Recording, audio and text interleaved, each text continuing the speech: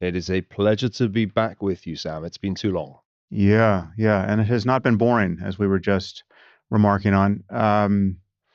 It's an immense pleasure to be able to reach out to you at a moment like this because there's just so much going on, and this is obviously your wheelhouse as a historian, as a commentator on current events. We're going to do this. There's just so much to talk about, and I know you have a heart out here because you're going to a talk. So I'm gonna be more operational than is normal. Um, how has the first month of Trump's second term struck you thus far? I think it's a bit like being in 1933, but I don't mean in Germany in 1933. I mean in the United States in 1933, because there hasn't been a presidency that has started with this much of a bang since Franklin Roosevelt's first term. The difference is it's like the New Deal with the sign reversed. You've got this frenetic activity, executive orders coming at us like bullets out of a gun. And that was very much the pattern with the beginning of Roosevelt's presidency. There was also a barrage of legislation, which we're not yet seeing because Trump does not have the great majorities that Roosevelt had in the Senate and House. But in terms of activity, it's comparable. Roosevelt still holds the record for number of executive orders per year of any president. Trump could beat it at Mm, this rate. But the signs reverse because the goal of the New Deal in 1933 was to expand the federal government substantially as you came out of a depression, the worst economic shock in American history. The goal of Trump 2.0 is to shrink the federal government as you come out of the post-COVID boom. So it's a kind of New Deal, but with the sign reversed. That's how I think about it. And so far, I think that's been a good framework. There are other analogies, but that's the one that strikes me as most relevant to the mm. first month. And how do you think the last month and a half has seemed to our allies and our adversaries on the world stage? I mean, you can take it in whatever order you want. But in particular, with respect to adversaries, I'm thinking about Russia and China. I'm wondering how you think they view this barrage of change. I asked a quite large audience in London earlier this week if anybody could say confidently that they understood the foreign policy of the Trump administration, and not a single person raised their hand. It was a quite international group. But I think if I had asked the same question in Berlin, I'd have got a similar response. In Paris, a similar response. People are baffled. Uh, Mm. they're they're bewildered, and at times I have been too. I was certainly pretty baffled last week when President Trump called Volodymyr Zelensky, the Ukrainian president, a dictator, suggested he had a 4% approval rating, Mm. suggested that Ukraine had started the war that began 3 years ago. That was pretty bewildering to me. Up until that point, I thought that there was a rational strategy to end the war. I've felt for some time that it's not in Ukraine's interests for this war to be prolonged. I felt that, in fact, in 2022. And I thought the rational strategy, which had been articulated by a number of people in the administration, including Vice President Vance, was to apply pressure, economic and potentially military pressure, to Russia to get to a deal. The Ukrainians had more or less acknowledged that they would not get their territory back in the short run, but that they would accept that if there were security guarantees. The outlines of some kind of armistice, at least, were apparent. And I couldn't understand why Trump suddenly rounded on Zelensky and appeared to concede to President Putin of Russia many of the things that the Russians probably hoped they would get at the end of a protracted negotiation, such as no NATO membership for Ukraine. So that was a little bewildering. Mm. I think my role as an historian is twofold. First of all, it's to try to put this in some kind of broader perspective, using analogies to help us get a better sense of where we are. The other role is to be humble. You can't do history in real time and always be right. And some of the things that are especially difficult about this moment will not prove to be right or wrong for years. But let me try to make sense of what we're seeing, and also to answer the specific question you asked: how did they see this in Moscow? How did they see it in Beijing? I think in Moscow, they're feeling good, but not completely relaxed, because they have, to some extent, handed the initiative to the President of the United States. And that means that, to some extent, their fate is no longer in their hands.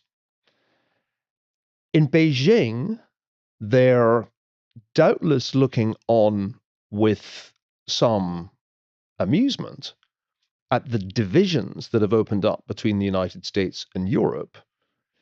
But from the point of view of Beijing, this is not the main event. Ukraine is not the main event, and nor is the Middle East. The main event is Taiwan and, more broadly, the South China Sea.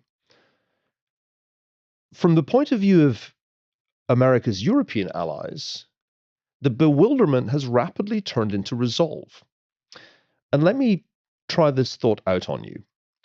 Presidents since Richard Nixon, so for 50 years, have been trying to get the Europeans to pay a greater share of the cost of their insecurity, without success.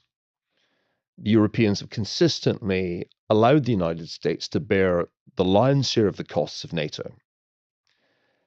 But Donald Trump appears to have achieved what eluded successive presidents since Nixon, namely, the Europeans in the last few days finally realized that they do in fact have to take responsibility for their insecurity.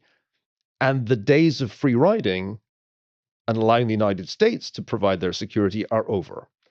So if you wanted to try to rationalize what just happened by saying such outrageous things about Ukraine, Trump has succeeded in making the Europeans realize that the post-1945 international order is over, and they will now have to stop talking about strategic autonomy and actually doing it.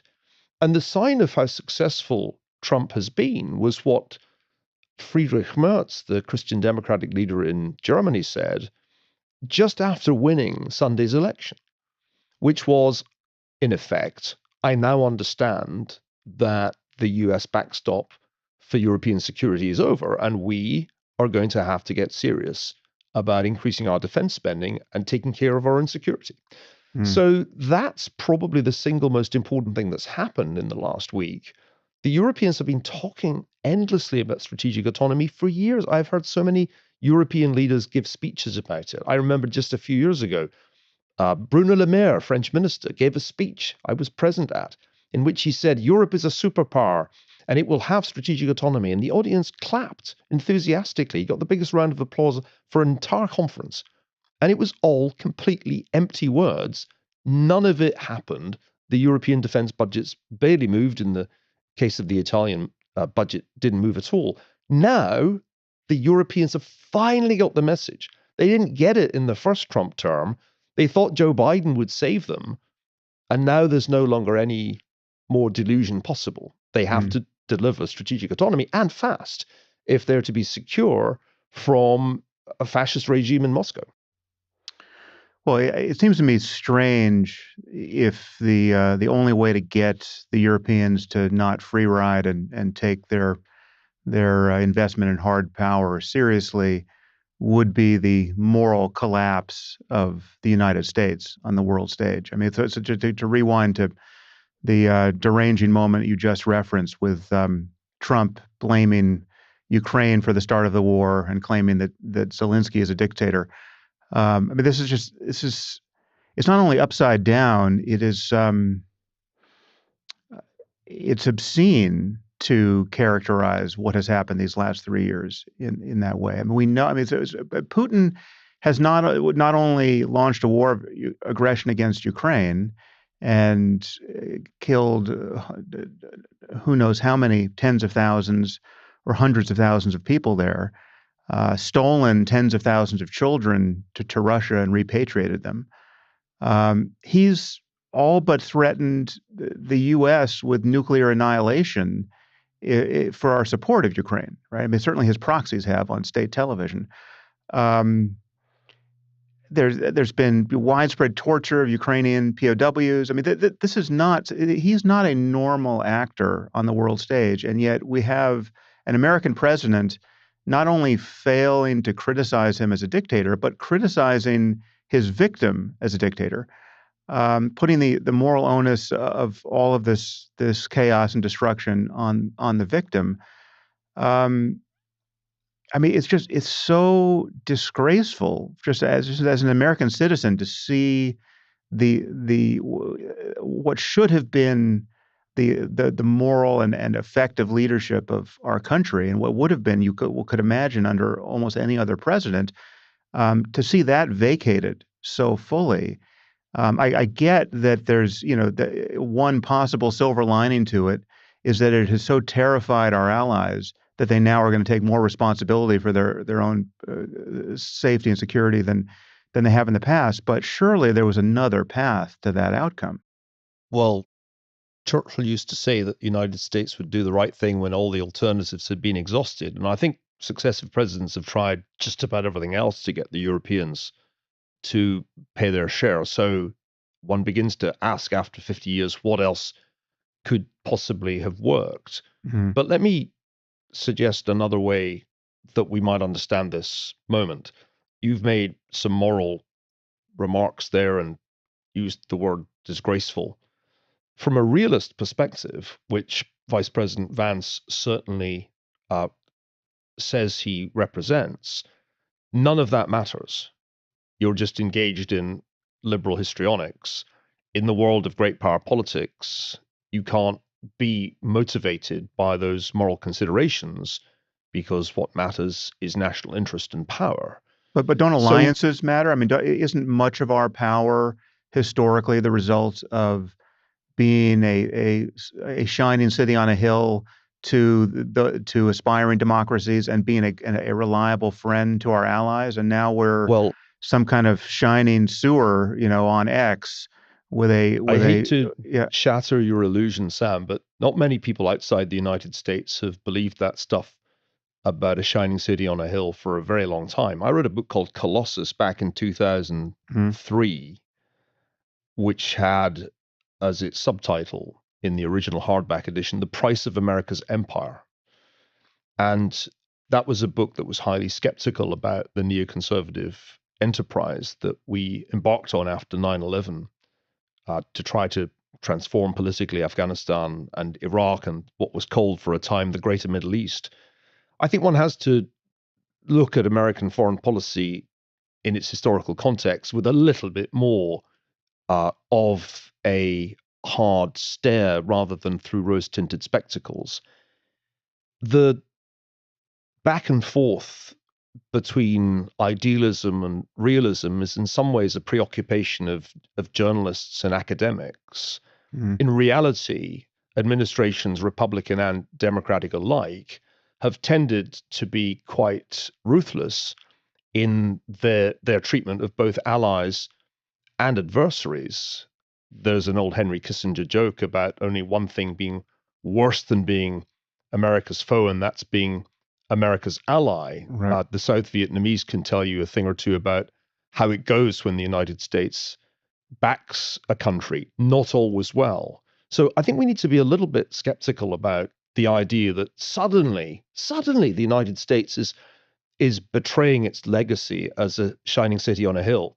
That's not the history of American foreign policy as anybody outside the United States thinks about it. But let me suggest this. One way of thinking about the Trump administration is that it is not only realist in an academic sense, but in a very practical sense, that at least some elements within the administration have a very clear understanding of the limits of American power. You said American power has to do with alliances. No, it doesn't. That's that's peripheral to American power. American power has to do with the incredible strength of the US economy, which has consistently been the largest economy in the world since World War II. It has to do with American technological leadership, and it has to do with the American ability to project military power, hard power, all around the world. That's what really Yeah. matters. And that is no longer an uncontested dominance in the way that it used to be. I don't want to bore you with statistics, but let me give you just one. In 2001, which was the year China entered the World Trade Organization, American manufacturing value added was more than twice that of China. Today, China's is more than twice that of the United States. There has been a huge reversal of economic fortune.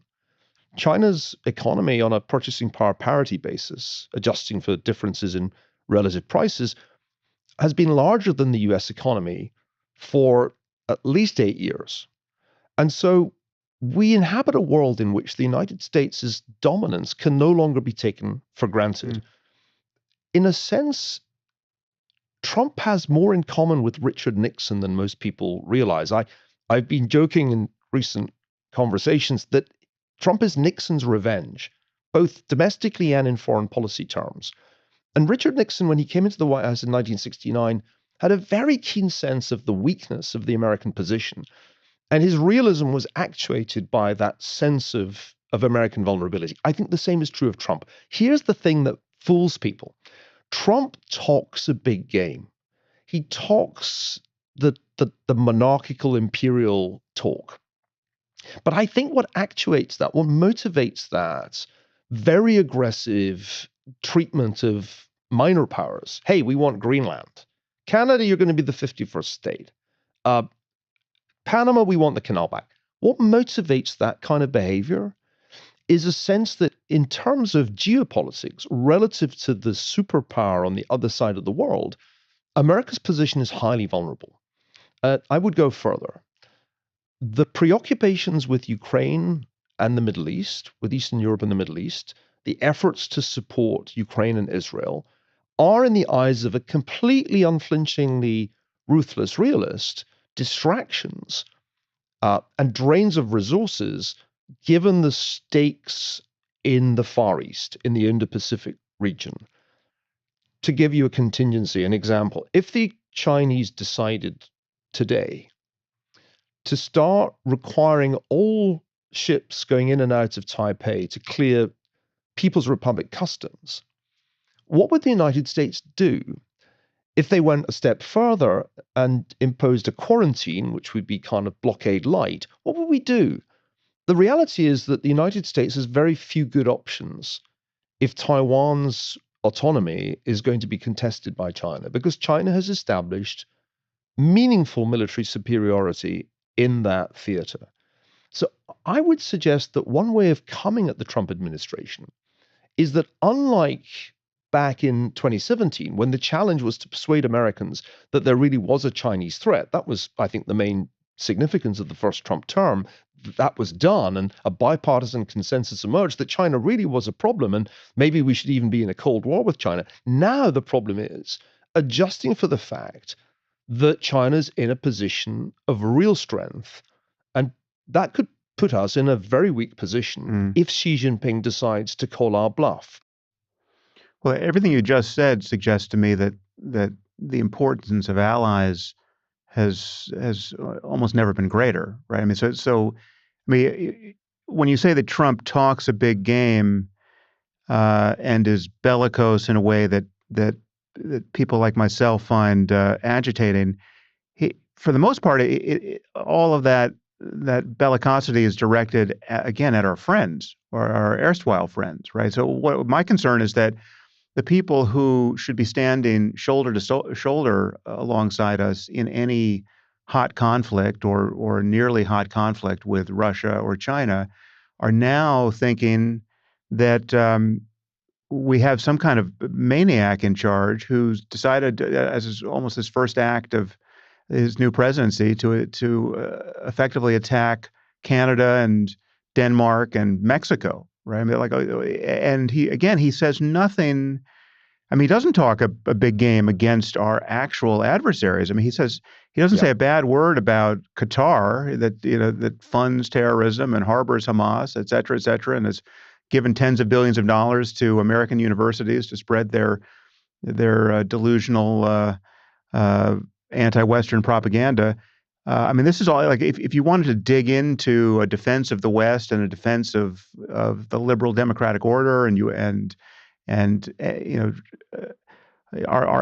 what actual realism could look like in a sustained conflict with the enemies of that order. It seems to me we need to get. I mean, again, coming back to what you briefly mentioned, J.D. Vance's remarks at Munich, right? I mean, a wake up call to the West, right, is perhaps is needed, but it seems to me that Trump and Vance are doing their best to fracture any kind of Western alliance against its adversaries. Let me take you back 4 years. Um, Time travel is what historians do, but this is a short journey. And let's remind ourselves the of the things that were said in the first 100 days of Joe Biden's administration. The adults were in the room. Alliances mattered Right. again. Some were so The, adult that they were clearly no longer a compos little mentis. a little However, yeah, over adult. yeah, Uh, and that was the line that the Europeans took, and many commentators in the United States took. It was also going to be a transformative presidency. You may remember this from people like Michael Beschloss, that was mhm, going to be up there with Roosevelt and Johnson, and all of this struck me at the time as completely absurd. And sure enough, my prediction 4 years ago that the Biden administration would be like the Carter administration, uh, but with dementia, turned out mhm, to be about right. Because what happened was they made a big inflation mistake by throwing a ton of money at the economy, which you didn't really need to do because the pandemic was basically over. And they then did a series of things that completely antagonized the allies that were so happy to see them. They pulled the plug on the US and allied presence in Afghanistan without really telling any of the NATO partners yeah, what they were doing. They did it in the most chaotic way possible. That sent a signal that was picked up loud and clear in Moscow and Beijing. In 2021, they wholly failed to deter Putin from preparing an invasion, even when Putin signaled what he was going to do in July of that year, publishing an article on the historic unity of the Russian and Ukrainian peoples, which was a declaration of intent to do Anschluss. And they proceeded to do exactly the same in the following 2 years with respect to the Middle East, which they thought they'd somehow pacified on the very eve of the October 7th, 2023 massacre. So the Biden administration, which I think broadly agreed with your terms of reference, allies matter, all that mhm, kind of stuff, were a disaster.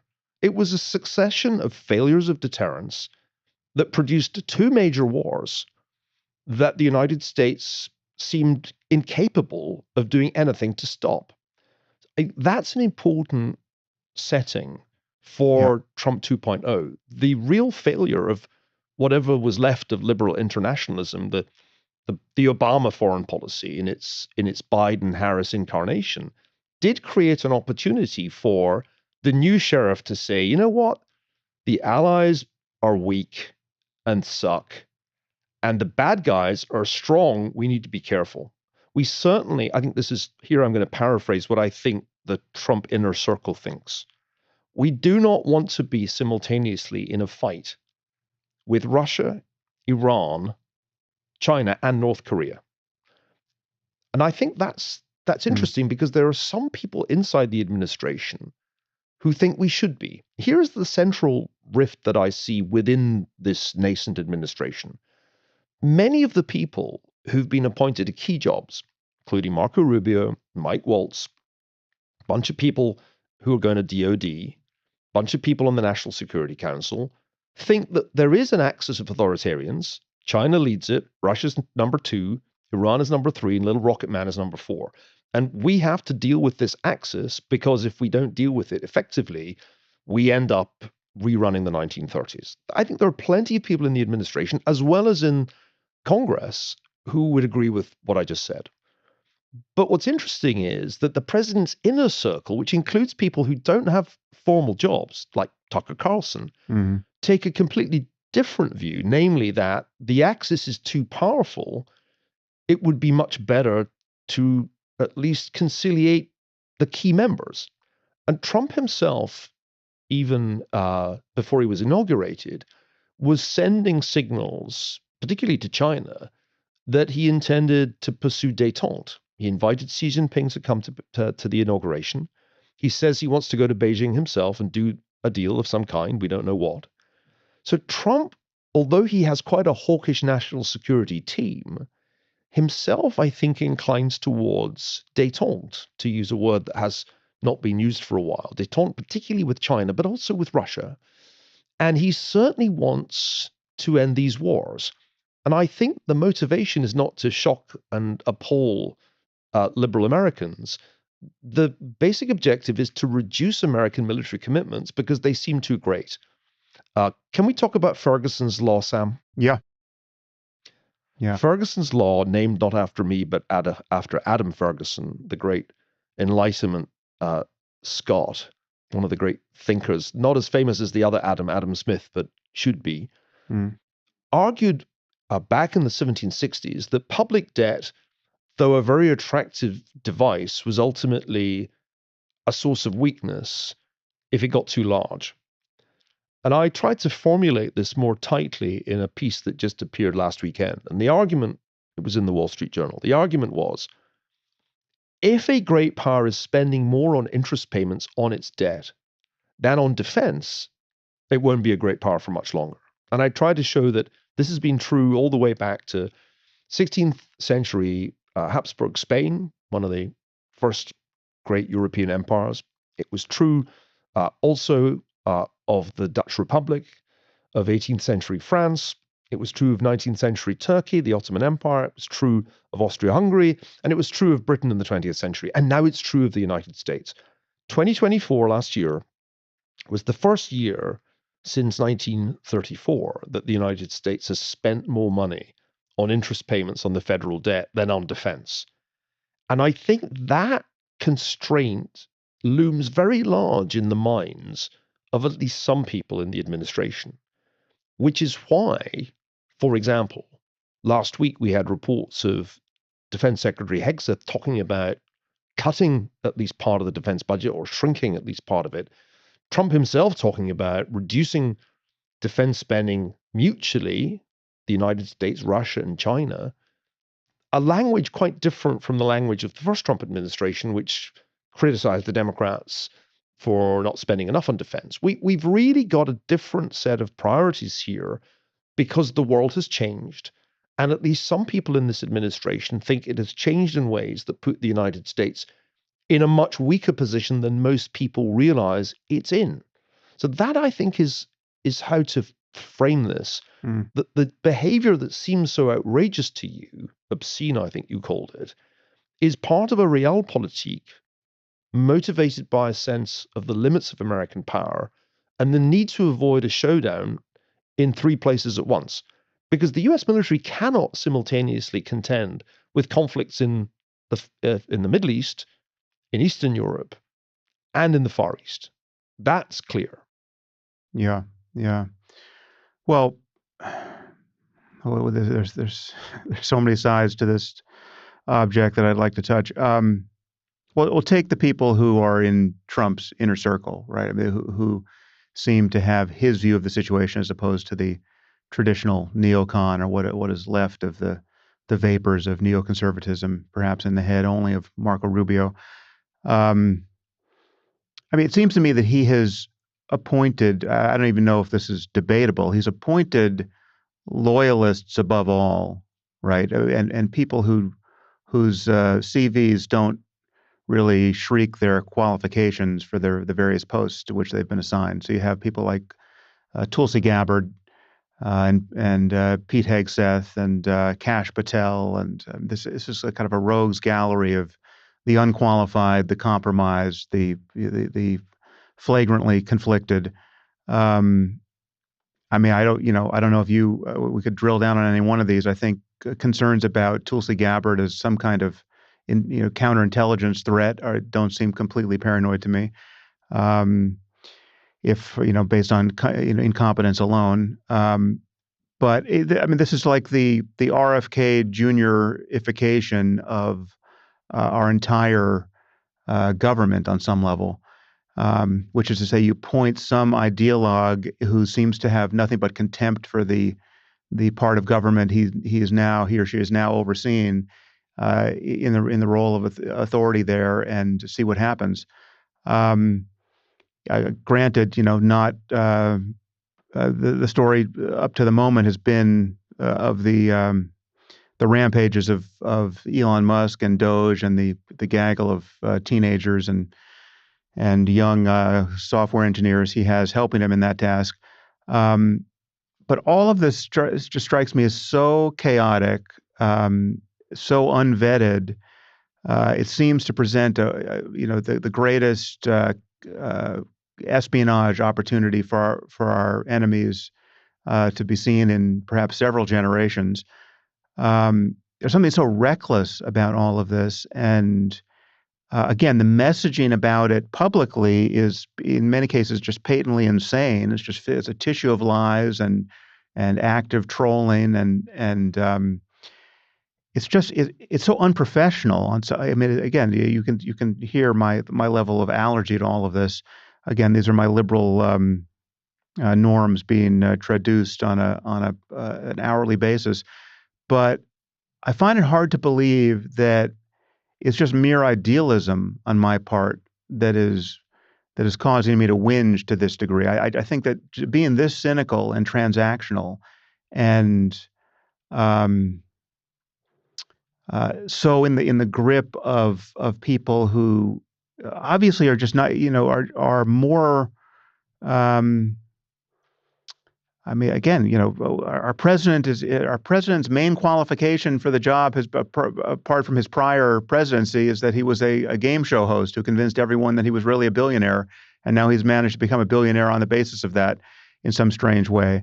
I just think But we pay a price for this on the world stage, and everything you've said suggests to me that we can't go it alone, but we wouldn't have to go it alone if we recognize that Europe, our EU partners, our EU allies, I think have what, tenfold the resources that Russia has. I mean, the EU is a colossus compared to Russia in real terms.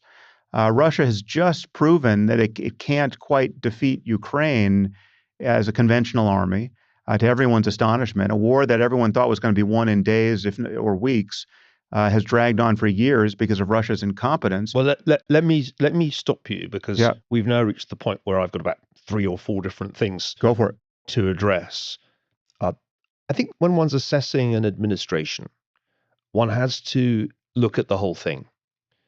And while I personally wouldn't have appointed Tulsi Gabbard to that position, if one looks at the Treasury Secretary, Scott Bessent, Commerce Secretary, Howard Lutnick, you're dealing with some extremely smart Yeah, and experienced men whose knowledge of markets is pretty hard to beat. That's going to matter, because this administration is bound to hit some significant macro and markets bumps this year. So I think we have to just be careful about cherry picking which officials enrage us. An administration's a big thing. By the way, most people haven't yet been put in the offices that they'll eventually hold, because many haven't even been nominated, far less confirmed. So yeah, we're talking about an administration at a very formative stage. We also know from history that sometimes people who attract a lot of media coverage don't matter terribly much. And it's not clear to me that RFK, for example, was a hugely important appointment. I think there was a deal done in the election that had to have some payoff, but I would bet that Jay Bhattacharya will be a more influential figure on public health policy than RFK. We'll see. But let's keep our minds attuned to the fact that the federal government is a very big thing that we spend a lot of time putting together after election. Second point If you think this is a golden opportunity for espionage by our adversaries, can I introduce you to the Biden-Harris administration, Mm. where the Chinese undertook massively successful hacks of our infrastructure with, as far as I can see, no adverse consequences. So I think we need to be clear-eyed here. There was no great golden age between 2021 and 2024 when it came to American counterespionage. On the contrary, there were some really major disasters. They didn't get Yeah. massive coverage, but then the media was notably relaxed about its coverage of the Biden-Harris administration's many lapses. So that brings us to the final issue that you raised there, which is, how does this work if we antagonize our allies and partners? You didn't mention, but you could have, the tariffs that Trump is imposing Yeah. on friend and foe alike. Now, I think the the way to think about this is in two steps. One, what are the alternatives these allies have open to them? It's not as if they have better offers uh, in Europe from Vladimir Putin or a more attractive world order on offer from Xi Jinping. So, terrible truth is that the United States can be an abusive spouse in its alliance relationships with not much downside, not much risk of defection. The second point is to remember it's a dynamic system and other players have agency. The big problem for Donald Trump is going to be the unintended consequences of his own actions. I think if you add together the tariffs, which are in the end just a really big tax that falls either on importing companies or on consumers, and on top of that, the I think likely fiscal contraction that's implicit in Doge and other things that the administration is doing, and the drastic reduction in illegal immigration, which was a source of cheap labor for the US economy, I don't think Stevie Cohen is crazy to say that a slowdown is highly probable. So I think we are moving towards a quite different economic atmosphere this year. And that's going to be the moment at which people notice that the king of Mar-a-Lago is not all powerful, because the markets will react to all the things that I've just described. Second point, others have agency. Denmark doesn't have much. If Trump wants to beat up on the Danes over Greenland, they don't have a lot of leverage. But the Chinese have agency. And I urge your listeners and viewers to watch very carefully what is going on in the Indo-Pacific region right now. Just in the last few days, the Chinese conducted exercises off the coast of Australia without any warning that were designed to be provocative. The Taiwanese also took custody of a Chinese vessel that was engaged in cutting fiber optic cables into Taiwan. Stuff is happening. And Xi Jinping has the option to cause a Taiwan crisis at any moment.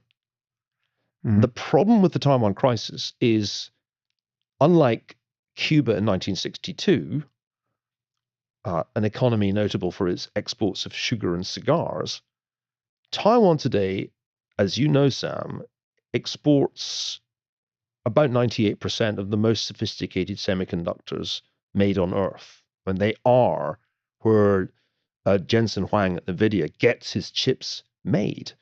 So a crisis over Taiwan is potentially hugely disruptive event. And the US doesn't have great options. How If long you would think about, Neil, how long yeah, would it take to onshore that supply chain? And years. why haven't we started that process to your Yeah, we knowledge? started. I mean, there are TSMC fabs in Arizona, but Mm. they are just a beginning. To replicate the full panoply of TSMC's production capacity on Taiwan in the United States is the work of many years. Mhm. And 'Cause one reason in that Japan it's as well, hard, right? It's also there's being brought in also Japan. Yeah.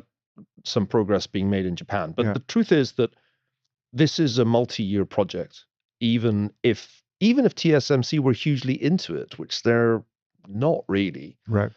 but even if they really wanted to do this, it's not something that can happen remotely quickly enough, because if you think back a couple of years when Bill Burns was running CIA, he said on a couple of occasions, our intelligence is that Xi Jinping has told his military to be ready for war in 2027.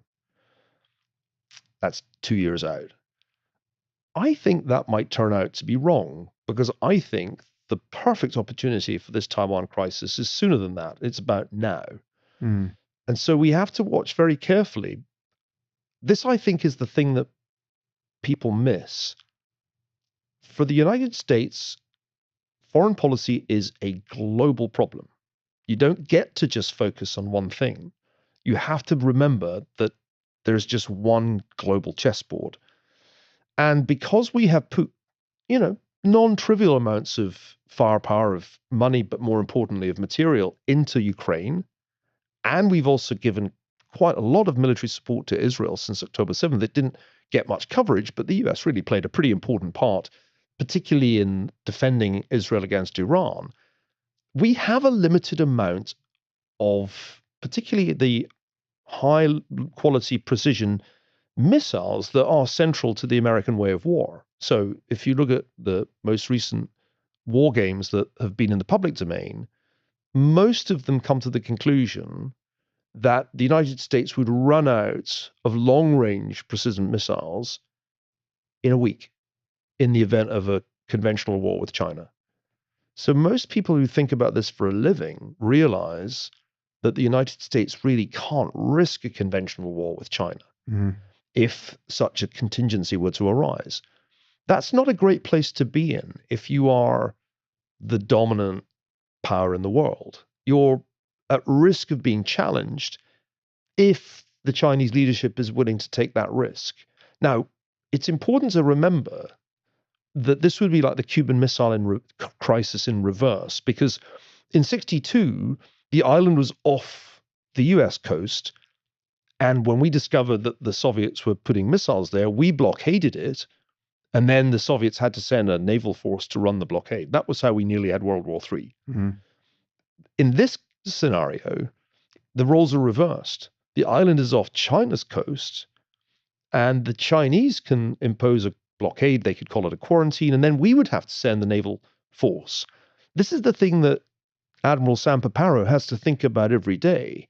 What does he do? He's the commander of Indo-Pacific Command. What does he do if the Chinese make a move against Taiwan? And the answer at the moment is Hellscape, which is the name of the operation Mm-hmm. that he's come up with to deter the Chinese. That's to turn the Taiwan Strait into a hellscape with drones, sea drones, air drones, submarine drones. The problem about doing that, even if we have the capability to do it this year, which I'm not sure I think we have, that would rapidly escalate into a large-scale conflict with the other superpower. I don't blame Donald Trump if he worries about that. If he worries about that, he's right to worry, because it would be very dangerous indeed. And the one thing about Trump that has always impressed me is that he's not a war president. He's a trade war president.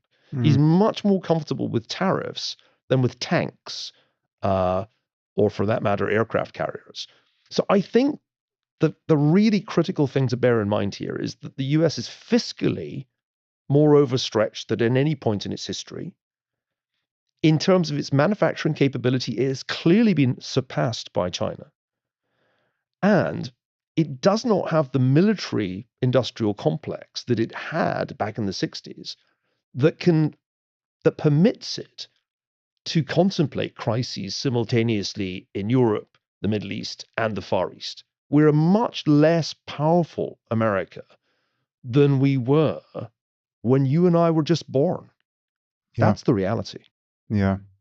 Again, that keeps not to be riding a single hobby horse here, but that does impress upon me yet again the importance of the entire free world being on the same page, if such a thing were possible. I mean, doesn't China import basically 80% of what it needs to survive, just in terms of its agricultural space? And I mean, like, if people ceased to their dependence on China as a manufacturer of cheap supply chain goods, if we decided to boycott China, we being the entire free world, right? I mean, wouldn't China's vulnerability be something that could be impressed upon it rather quickly?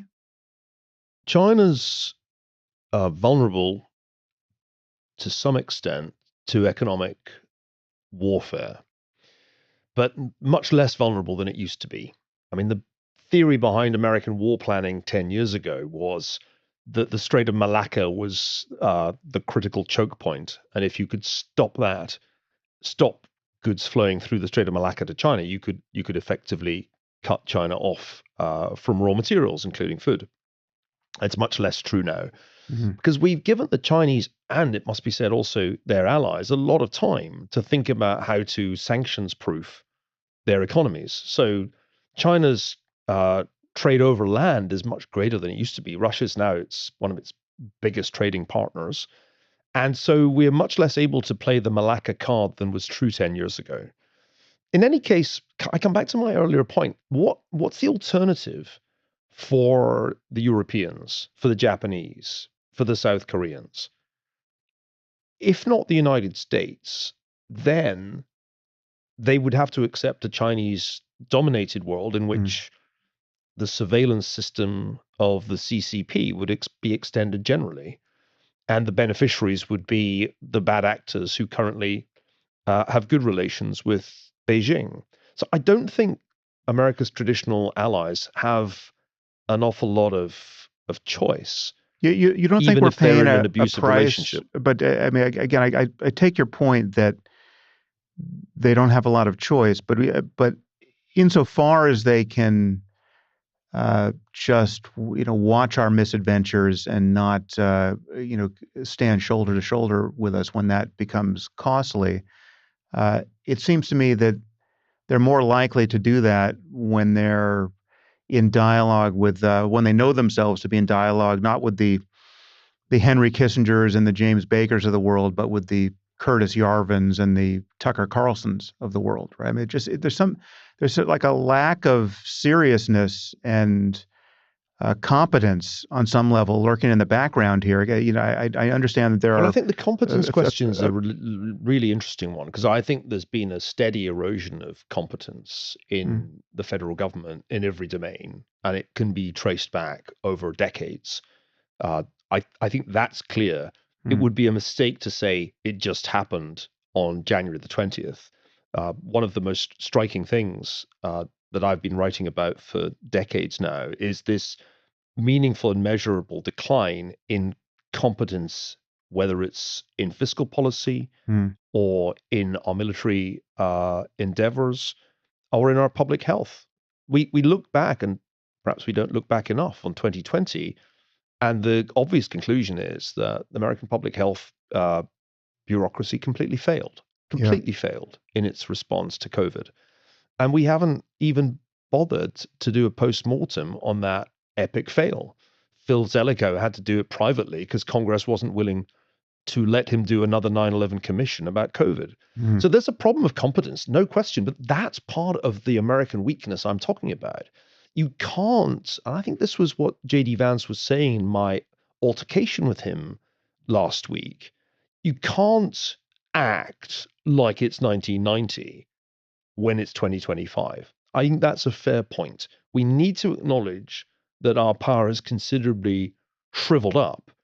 And I don't just mean power in the broad sense, I mean in our ability to execute. What was the lesson of the global war on terror? Think about it. I don't think we can look back and say that it was an unqualified success. no. Striking thing is how little was achieved in all of that enormous effort.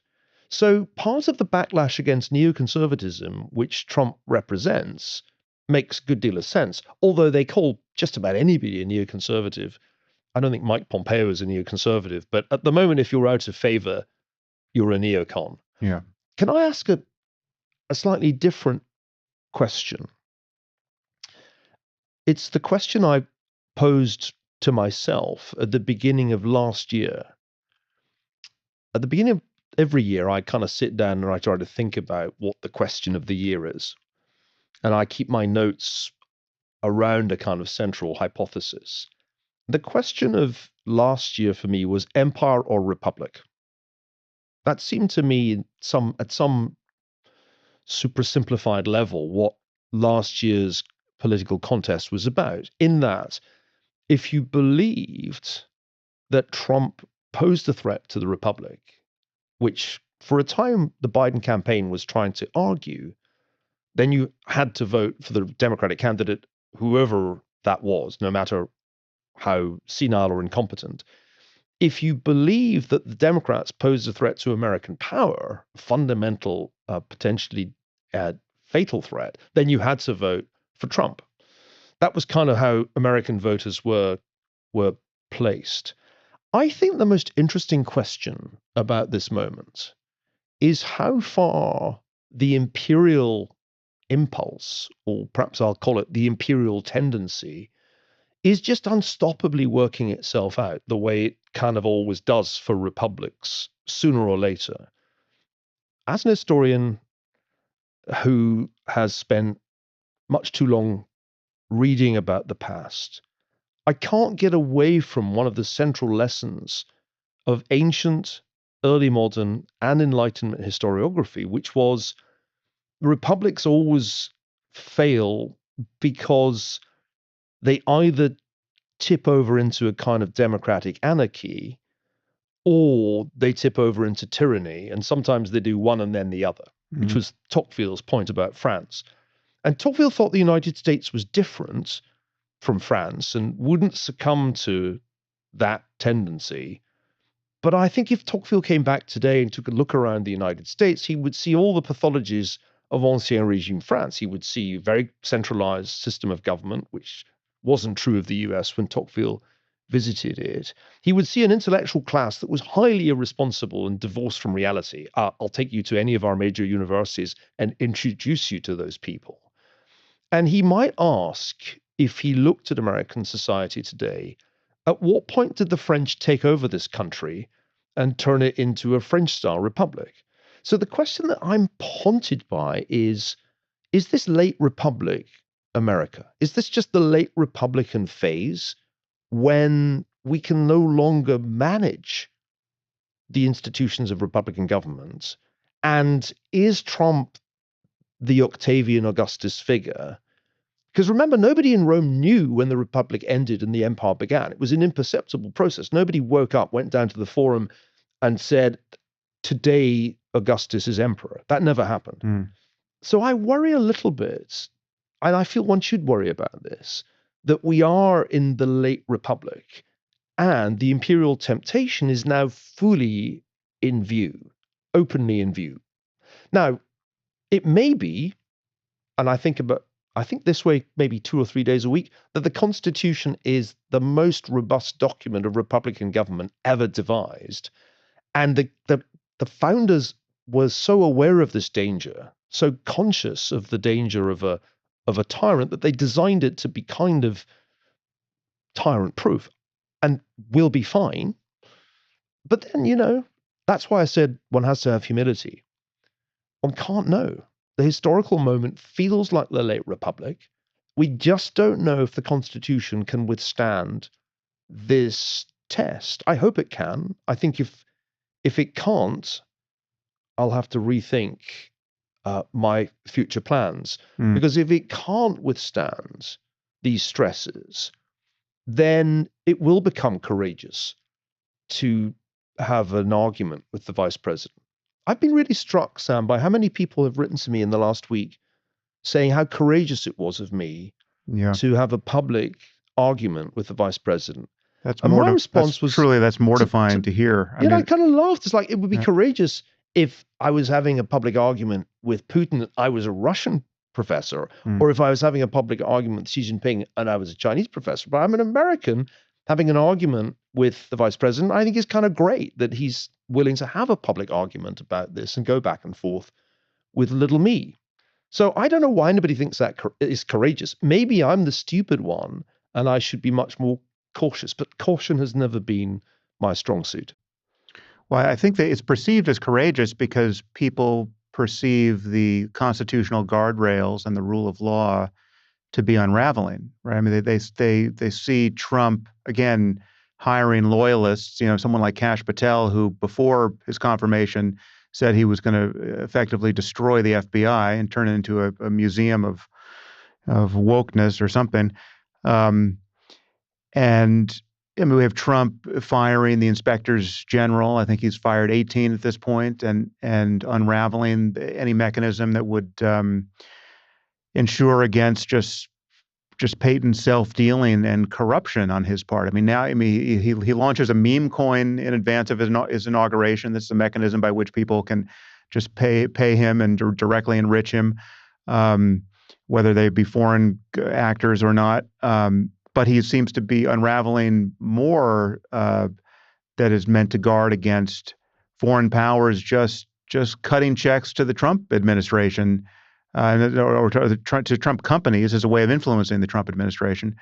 Well, I'm not the one to bring up Hunter Biden's laptop, but it would all be much easier to push back against if the Biden administration had not so completely betrayed its liberal principles. Yeah. I mean, the lawfare against Trump, the politicization of the justice system, and then the extraordinary but what you can't deny. I mean, let me finish, Sam. Okay. I think that the tragic nature of the situation is that those who cast themselves as the upholders of the liberal order, both domestically and internationally, did a terrible job, and that's why he got reelected.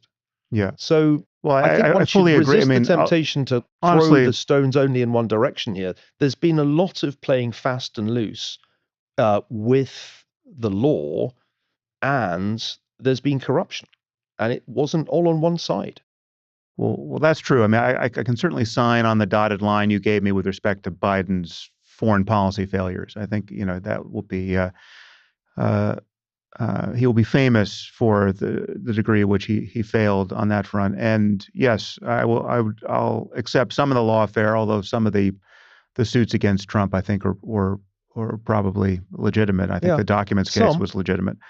Absolutely, some, but not all.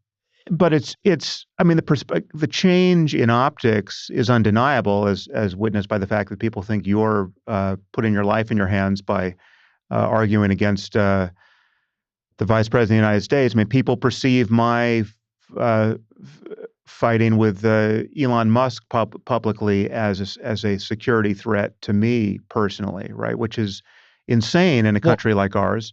It is. I mean, and I don't think.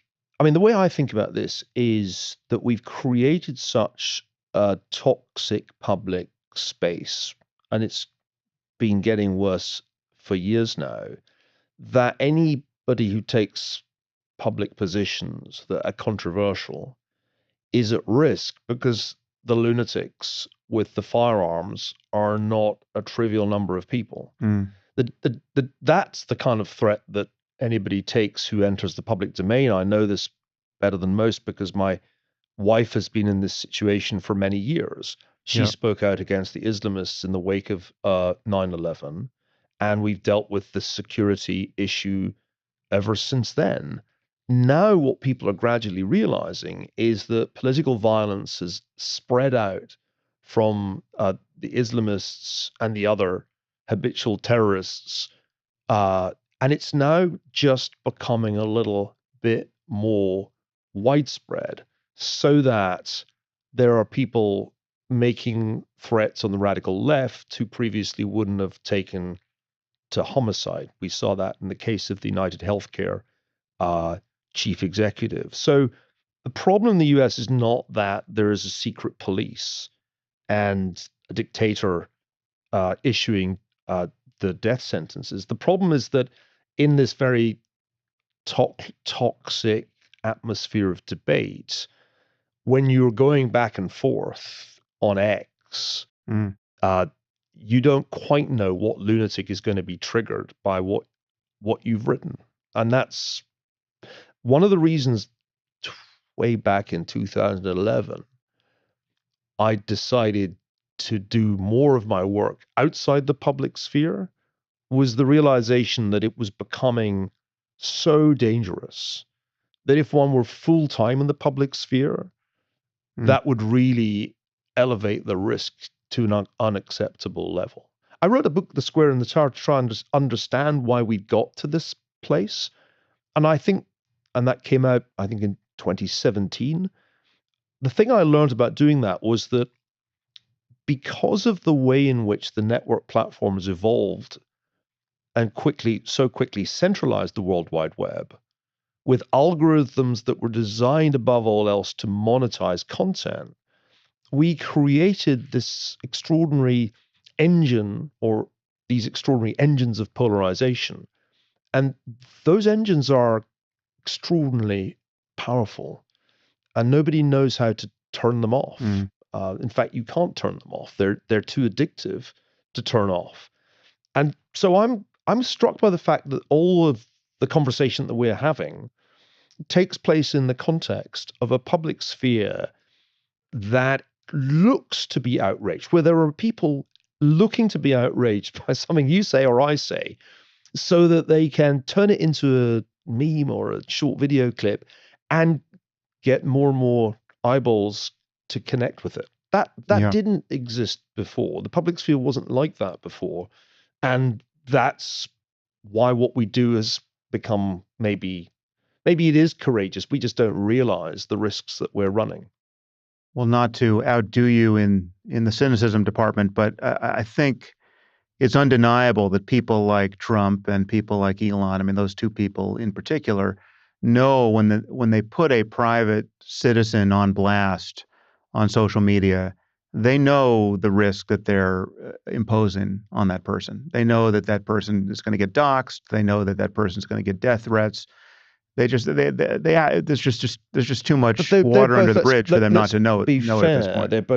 They've both taken enormous risks themselves, and I think that one has to acknowledge that it was nearly a fatal enterprise to run for a re-election Yeah, for Trump, yeah, yeah, and that in putting himself on stages in Pennsylvania in the later stages of the campaign, Elon was taking a risk himself. So yeah. I I Well, think that's important to say, because one shouldn't underestimate uh, their courage. I think it's important to acknowledge that. What I do is a lot lower stakes than that. yeah. I mean, I don't know that there's a fair amount of mania filling those sails beyond just courage. I mean, the idea that what is animating, if you look at the pattern of his tweets, the idea that what is animating Elon now is just a great sense of civic responsibility and compassion for all the people who are suffering under the Well, fiscal mismanagement of the I'm more U.S. sympathetic to him than you. I've known Yeah, him for quite a long time. I yeah, think he's as have I. one of the truly titanic figures of our age, whose appetite for risk never ceases to astonish me. Otherwise, there wouldn't be Tesla, and there wouldn't be SpaceX, Mm. and I wouldn't have Starlink. I think one has to ask, what exactly should one make of a figure so colossal in his ambitions, and at the But same time but it's so, not the ambitions, Neil. It's not the ambitions that I take issue with. It's the lack of ethical integrity. It's the lying. It's the amplification of anti-Semites and racists and pornographers of hate. And it's and if you're I'm going to not sure ascribe it that's to fair error, on. well, I'm not sure that's I'm both a fair. student of this and a target of this in Elon's case, and a former friend of his.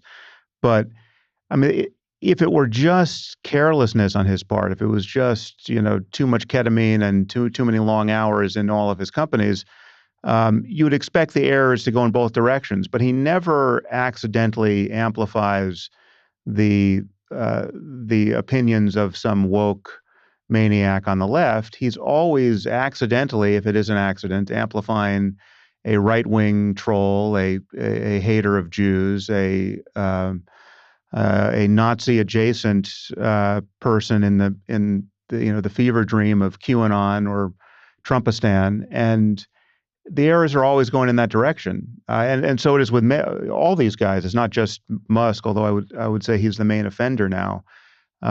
It's there are always these right-leaning, far-right enabling amplifications, and I mean this takes me to something I do want to ask you about, which is Well, can I just yeah, intervene just please because go for it. I think it's important to say it. I mean, I think part of what's going on here is a kind of unimaginably demanding level of multitasking that then leads to put it mildly, insufficient due diligence on certain things.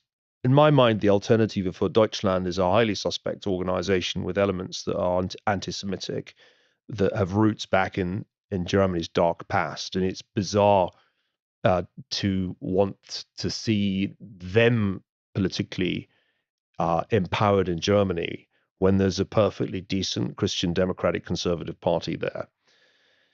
But what I think has gone on since he took over Twitter is a deliberate corrective, because prior to that moment, the left entirely dominated the network platforms to the point that they engaged in censorship of anybody who dissented from a whole series of progressive nostrums. So part of what I think is going on there is a conscious countervailing strategy, given that overall, on the eve of his purchase of Twitter, the network platforms aggressively leant left and did the opposite of amplify anybody who was seen as being on the right. In fact, would quite deliberately make sure that they had minimal exposure.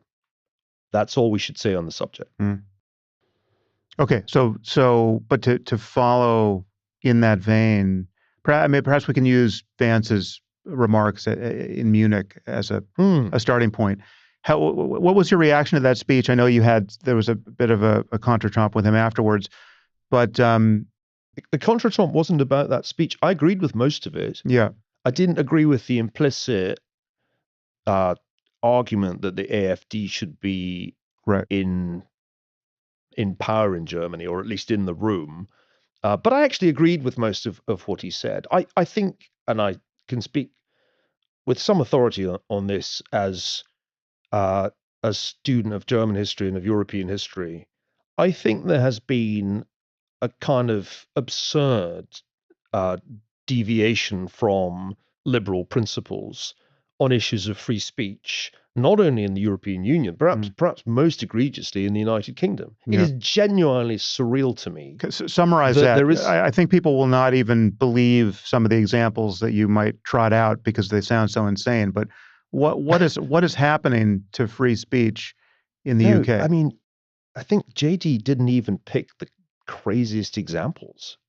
In Britain, there's now such a thing as a non-crime hate incident, which George Orwell must be wishing he'd thought of, which allows the police, if you've put something in your social media that someone doesn't like the look of, to come and knock on your door and make intimidating inquiries and perhaps even take you down to the station, the police station.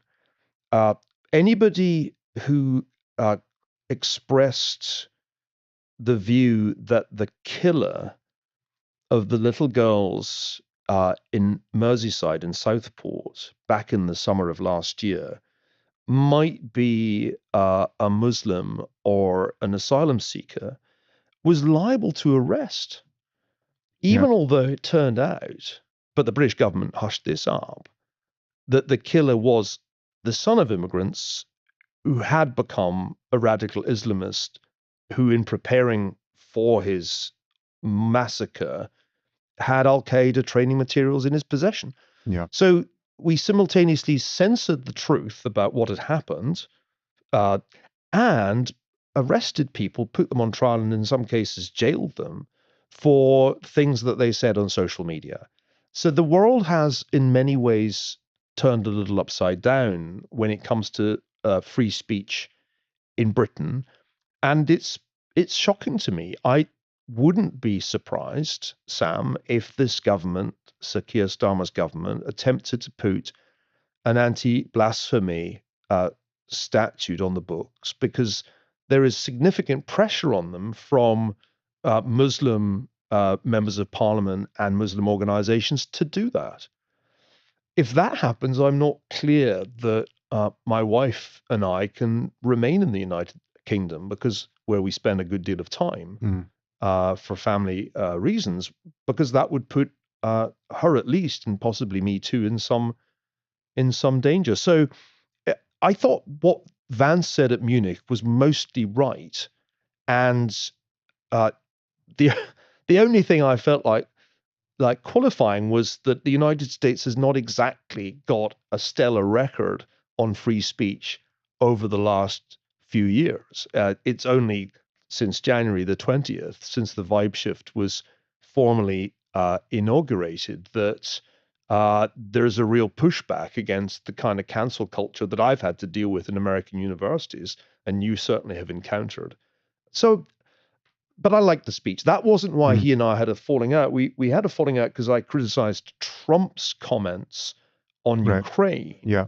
and used the word appeasement to characterize what seemed to be going on with respect to Russia in the negotiations that were just beginning in Saudi Arabia. And I also said, if you think back to how we dealt with Iraq's invasion of Kuwait, uh, I quoted George H.W. Bush, this will not stand. We seem to have become a lot less committed to preserving the sovereignty of states in the face of an aggressive invader than we used to be. That was what made him mad and led him to call me a globalist, I think. Mm. Um, but I think that debate was a debate worth having for reasons that I alluded to earlier. I think it's true that we're not the United States of 1990, 91, and we don't have the will or the capability to do what we did to liberate Kuwait. That's the harsh reality that I think lies behind the braggadocio of Trump 2.0. Mm. Well, to linger on this point of free speech and empowering the far right and the problem of immigration and the problem of Islam or Islamism and jihadism, however euphemistically that may strike the ears of some listeners. Um, there's kind of this nexus here that you and I have been students of, however unhappily for now decades. Your wife, to a degree that's been excruciating.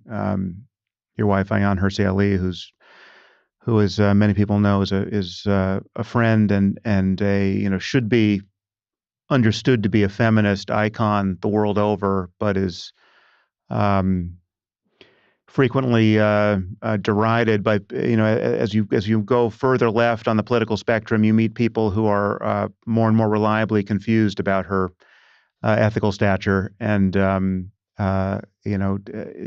will strain your sanity to hear her attacked as a bigot and an Islamophobe and even as a racist by white girls on university campuses. I've witnessed that myself.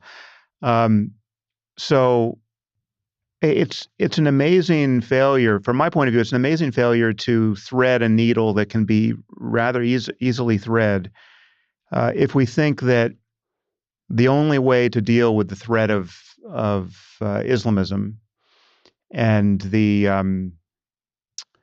uh, the chaotic status quo of having indefensible borders, which obviously we should be defended. The only way to do that is to somehow tip over into a far right populist um, kind of moral panic in Europe or in America or both. It seems to me that you can keep in view the derangement of the far left, the the woke madhouse that has been made of organizations like the Southern Poverty Law Center. Uh, you can see the moral confusion that erupted worldwide in response to October 7th. All the people who couldn't figure out that Hamas were the bad guys on October 8th, even at the best universities in Europe and America. You can see how pathological all that is without becoming a Nazi or giving comfort to Nazis. Um, and yet, I'm seeing signs that we might failure to manage. We might fail to manage that. Um, how does Europe, in particular, I mean, I guess you can add America to this, but how does Europe, in particular, avoid tipping further rightward in response to the problems of immigration and the response to the looming threat of spreading Islamism that failures of assimilation uh, uh, almost synonymous with? It's very difficult to see how one avoids that rightward shift. Because if one looks at the population of the world, it's declining in most places. We are heading towards peak humanity because total fertility rates have fallen below replacement most everywhere except sub-Saharan Africa. Yeah. And that means that the societies of the Western world, in Europe, North America, are aging, and immigration is the way in which they've tried to offset that process over the last several decades.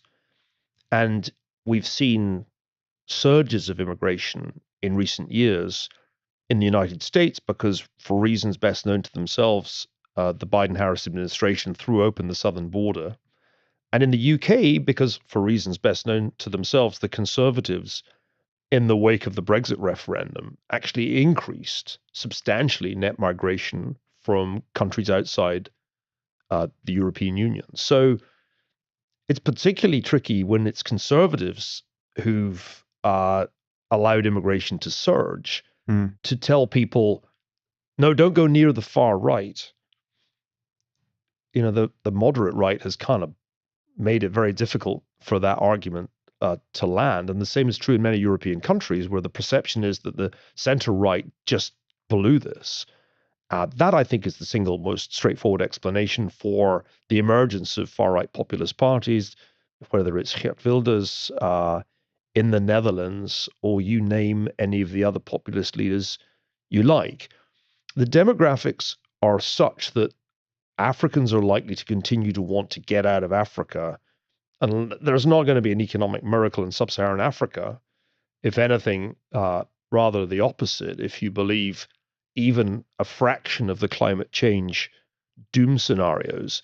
So the problem ain't going to go away. And the only consolation I can offer is that there are some moderate conservative governments who are doing quite well at this. In Greece, for example, Kyriakos Mitsotakis, who's a center-right conservative politician, has simultaneously turned the Greek economy around, improved the fiscal position dramatically so that in some ways it looks much stronger than the average European country, whereas it used to be the proverbial basket case, and has had a very tough immigration policy restricting illegal access to Greek islands and the mainland. So it can be done, but it's difficult, and it's not going to get any easier.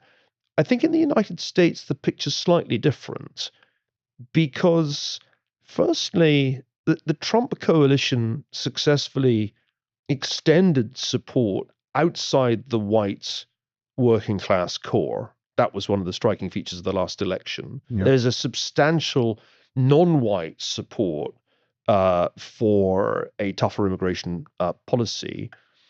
And at least some elements of the Trump coalition favor increased legal immigration, hence the H-1B visa debate just a few weeks ago, that it seems like months ago in Trump time. I think the US is likely to arrive at a somewhat different outcome from Europe, partly because it's easier for the US to police its borders, and partly because there is an obvious strategy to increase legal immigration. The demand for visas is enormous in the world. The US can meet that demand. Of course, President Trump wants to sell American green cards to the highest bidding Hmm. oligarch, but that in a way exemplifies his openness to increase legal immigration. But yeah, I think your central point, Sam, that it will be hard to keep people away from radical right or far right parties is right. And that's partly because the center right parties have failed, and it's partly because of what we were discussing earlier. There's a lot of forbidden fruit out there. Uh, Part of the appeal of someone like Curtis Yarvin is that he says things that you wouldn't dare say on Name a Campus. And the forbidden fruit elements of what is going on the kind of red pilled based techno right is interesting to me because that explains part of its appeal to young men who who probably started out listening to us, but realized that we weren't the hard stuff. Mm. We were kind of we were cider or lager, Mm. and what they really wanted was scotch on the rocks. Yeah, well, we might yet surprise them. Who knows what blasphemies we're capable of. Um, what do you think of Trump's plan for Gaza? Part of Trump's art of the deal, and the book is well worth reading for this kind of insight, is in the beginning of any negotiation, stake out an absurdly extreme position. And then the counterparties will regard the final point of settlement as a great improvement. So I think that's how one should Except we have understand that. to acknowledge in those negotiations where you just give your adversary exactly what he was going to ask for without him having to ask, as seemed to have happened That's with the Taliban in Afghanistan, and with it seems to be happening with Putin yeah. I with mean, I Ukraine. think this is why he's hard to read because some of the deal making is uh, real, and some of it's a kind of kabuki, a kind of entertainment. The Chinese trade negotiations in the first term did not produce a great outcome. Uh, and I suspect the same will be true this term. But if one looks at Gaza, I think radical solutions like we'll turn it into the Riviera of the Middle East and simply relocate the population are designed just to move the Overton windows so that Yeah. whatever you end up with seems to the Palestinians at least better than full scale ethnic cleansing. I mean, I think the Middle East is important in this discussion. We haven't talked about it enough. No. The Biden administration's Middle East policy was an unmitigated disaster. Trying to restart the dead Iran nuclear deal Mm. only emboldened the Islamic Republic and led, I think, inevitably to October 7th. The Biden administration's first term was a real success story with respect to the Middle East. The Abraham Accords were a major breakthrough after decades of You said impasse. sorry Neil. You said the Biden administration's first term. You meant Trump's. No, I meant the Biden administration's policies in the Middle East were disastrous. Yeah, Trump's first term was exactly. Yeah. extraordinarily successful Yeah. and against the expectations of all the experts who derided Jared Kushner when he talks about what became the Abraham Accords. So I think one can be somewhat more bullish about the Trump administration 2.0 because I think the region's ready to resume the Abraham Accords process. I think there's also a kind of impatience with the Palestinians and particularly with Hamas and the Iranian position is so much weaker now. So, while we've obviously got an audience that wants to hear us hate on Trump, we have to acknowledge how successful Trump was in the Middle East, how badly the Biden administration did in the same region, and that the prospects are quite good now. I think at some point fairly soon, the Israeli government will take military action against Iran's nuclear sites, I think. It'd Hmm. be odd if they didn't, given that they'll never get such a good opportunity as they now have with Iran's air defenses more or less kaput. And the Iranian regime looks very vulnerable. They have no succession plan. Supreme Leader Khamenei is teetering on the brink of shuffling off this mortal coil. The Assad regime's gone, which Mm. greatly weakens the Russians' ability to make mischief. It's amazing. I mean, one Yeah. has to hand it to Bibi Netanyahu, somebody that the world loves to hate, but he's actually been strategically tremendously effective in recovering from the catastrophic blow of October 7th, 2023. Mm. Do you think the U.S.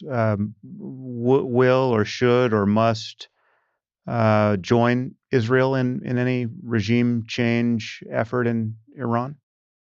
I think the support the US gives Israel is most effective when it's least visible. Mm. I mean, if you Right. think about the events after October 7th, 2023, there was substantial US support for Israel. Initially, uh, when Biden sent two aircraft carrier groups, more importantly, when the Iranians made the terrible mistake from their vantage point of attacking Israel directly from the air. And I'm pretty confident that US support was a large part of the reason that those attacks failed utterly. I think there was also considerable US support for Israel's attack on Iran. So I think the Iranians can make it look, the Israelis, excuse me, can make it look as if it's all their own work, but in practice, it Mm. won't be. Right. All right, Neil, I know you're getting to the end of your hour here, and I'm going to get you to your talk on time. So I'm going to pepper you with a few questions. Okay. Let's close the loop on Ukraine and Russia. Do you think that the Baltic states are now vulnerable?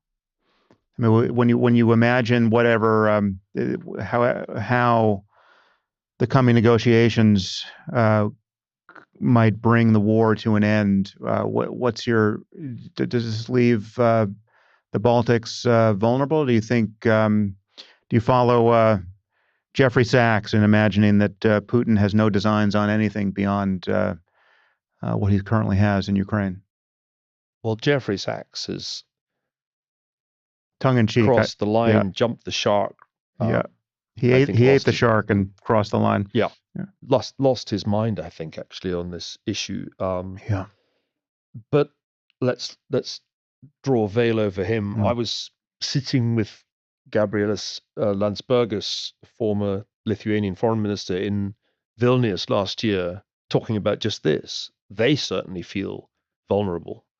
If Ukraine has a bad peace imposed on it, that is to say, partition plus insufficient security guarantees, leaving it vulnerable to the fate of South Vietnam, then there's no question that Lithuania would have reason to fear. And I'll give you this as a succinct answer.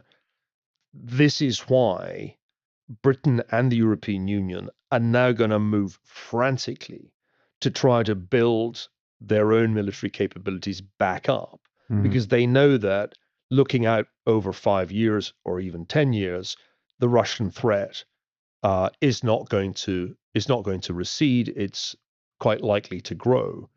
And as we said at the beginning of the conversation, part of what Trump has done is to shock the Europeans into realizing that they may be on their own, and NATO may not, in fact, be any longer the comfort blanket that it's been since the late 1940s. Mm.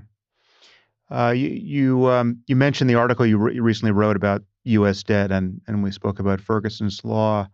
How concerned are you about the debt at this point?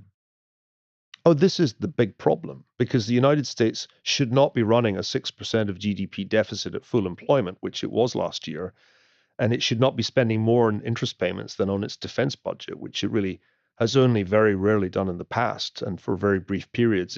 If it carries on like this, it'll be spending twice as much on interest payments as on defense by the 2040s. So the problem is how you fix that. If the economy slows, if it really slows, uh, then the deficit likely widens. I don't know how Scott Bessent gets it to 3%, which is his target. Mm. That will be a tremendous feat if he can achieve it. If you don't do that, if you don't stabilize the deficit at somewhere like 3% of GDP, then the trajectory of the debt is dauntingly steep. And remember, a lot of foreign owners. This is not a domestically held debt. There is a substantial foreign ownership. The bond market has been tamed by central banks to a large extent in our time. That was part of what lay behind quantitative easing. But it's not clear to me that the Fed will be able to prevent a kind of bond market spasm if it appears to foreign holders of bonds that the US is no longer the preeminent superpower. So if you had a crisis over Taiwan and the US folded, and Taiwan ended up following Hong Kong into Beijing's tender embrace, then I think there would be a serious problem. So this is a huge Mm, vulnerability. And although I have been writing and talking about this for a quarter of a century, it has only got worse in that time. mm. Okay, final question. What, if anything, could happen in this Trump term that would convince you, or even convince a some diehard supporters of the current administration, that Trump 2.0 was a terrible mistake? I mean, what foreseeable thing could he do, or what outcome could follow from some of the issues we've raised here, where the onus would be on him and the choices he's made? I guess you could add Elon there. What would force a radical reconsideration of the current moment on the part of people who are currently happy with the direction things are going? I'll try to rank these roughly. I think an abandonment of Taiwan to the People's Republic of China would be a pretty major sign that this was a mistake, because that would lead to a cascade of consequences, as it would signal the end of American primacy. Secondly, a partition of Ukraine that is just the prelude to its absorption, entire absorption by Russia.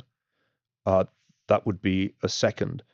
A third would be if the courts wholly fail to withstand the effort to recreate the imperial presidency to the point that Nixon got it in 72.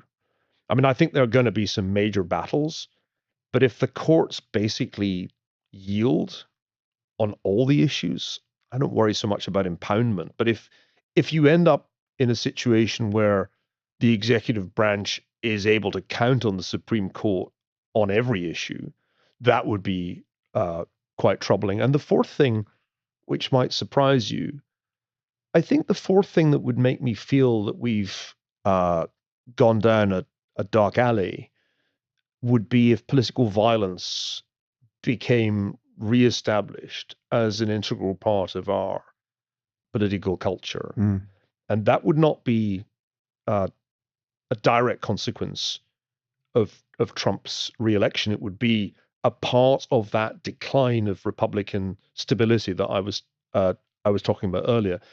Can I give you the things that would convince me it's not been a mistake? yeah, please. Because we should consider those too. I think it will be a sign that my worries were exaggerated if Ukraine emerges as the South Korea of Eastern Europe, Hmm. as an integral part of the European Union and its defense strategy, and that Russia is unable to crush the 80% of Ukraine that is still free. I'll have my spirits considerably raised if the Chinese never really make a move against Taiwan, and Taiwan continues to be a flourishing Chinese democracy. Uh, Thirdly, I will be pleasantly cheered up if the Trump administration suffers some legal setbacks, especially if a couple of them are at the SCOTUS level. And finally, if we all live happily ever after, there's a diminution of, not an increase of violence. And maybe this is too much to hope for, Sam, but if the effect of re-electing Donald Trump is to put an end to the insanity that has characterized American higher education over the Hmm. last 10 years, uh, and restore liberalism to academia, then it will all have been worth it. Hmm. Yeah, well, if we get that your final list plus an end to wokeness on campus, you can count me happy as well. So let's if We got to yes, consider these two scenarios. I I'll said at the have you beginning, the back, whatever historian of the happens. Yeah. present, we don't know as historians of the present how this story turns out any more than we'll know the outcome of a close soccer game. That's what makes history more like sport than literature. We just don't know the ending. And so whether it's a tragedy or a comedy or some other genre, it remains to be seen. But one has to somehow keep one's mind open and consider the different paths. Always remember there are multiple histories of the future. We don't really know which one we're going to get. And it's certainly too early to say with absolute certainty, as some people love to do, this is a complete disaster. Fascism has arrived in the United States. I mean, that whole narrative Hmm. was wrong the first time. I mean, the same people are saying it who said it in 2016, 17. It was wrong then. But it might be right this time. It might finally be Sinclair Lewis. Maybe Hmm. it is finally happening here. I can't completely rule that out. But I wish the people who said it with such certainty would be open to the possibility that they're wrong and it isn't going to turn out to be, it can't Yeah. happen here. Well, one of the things you said last time we spoke, I think it was the last time you spoke, you asked me to entertain the counterfactual of Clinton having won in 2016 and what that would have meant for how the far right or the everyone right of center would have behaved, Mm. having not gotten what they wanted, and that was a instructive at the time and instructs me in the present because currently the one thing the right cannot say is that they didn't get what they wanted, right? I mean, Right. And the other yeah. now they can, whatever happens in these next 2 years, certainly, it is Trump and Trumpism and the Republican Party in the driver's seat, and they will own what happens next. The other counterfactual is what if the bullet had killed him? What if the Yeah, bullet had killed yeah. him? Well, What I would think we can this agree that would have been if you wanted a right? reduction in political violence, that was not the way to get it. Yeah, So yeah, no, that was a great turning point not to take. yeah, Uh, no doubt. Maybe on that semi-optimistic note, we can draw this excellent conversation to a conclusion. Yeah, yeah. As always, it's great to talk to you, Neil. Until next time.